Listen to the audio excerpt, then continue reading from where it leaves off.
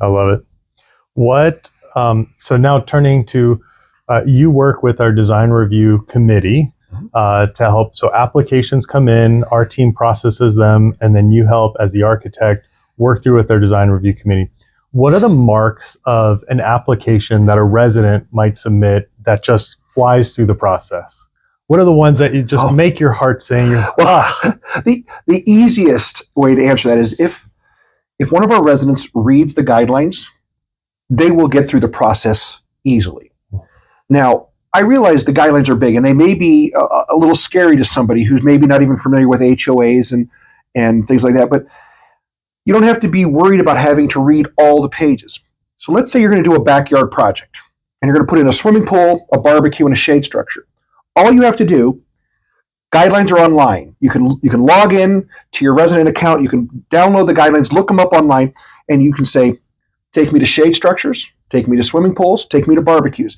You're now reading one page for barbecues, one page for swimming pools. I think it's 2 or 3 pages for shade structures. Everything you need to know is right there in the guidelines. And when we find is the homeowners that go to the effort to read those, to understand them, typically go through the process so much easier. It's the ones that don't even take the time to read. So we encourage people, look at the guidelines. They're easily accessible, they're easily available, and they cover everything. They really do. And the other part is people who submit incomplete applications versus those who submit complete information. It's hard to review anything that's not complete. Now, fortunately, the guidelines have some stuff in I think it's Appendix G that talks about the submittal checklist of what you submit. What I always say to someone is pretty simple. Answer the basic kind of questions is, what is it? Tell us what it is. Where is it? How far is it from the property line? Where is it located on the house? Where is it located in the yard? What does it look like?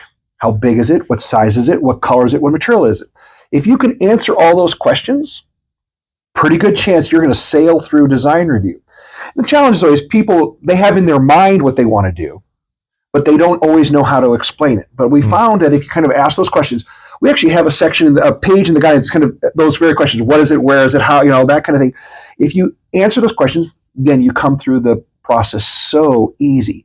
And I'd say we have quite a few of our residents who do. They'll take the time, they'll read the guidelines, and they're happy as can be because they sailed through. We also find for a lot of people, if they follow our guideline criteria, it makes it easier for them in their contract to explain to their contractor what to do. And the last thing you want is your contractor not to know what your intention is. So there's some other benefits that come through this design review process because they have to sort of think through their own projects in enough detail to explain them to us and to explain it to their contractor. And those usually go through pretty quickly. But those who just decide, hey, I'm going to scribble something and just submit it arbitrarily without sort of thinking it through, they're the ones that sometimes have to go through 2 or 3 versions until we can get all the information to explain it to us.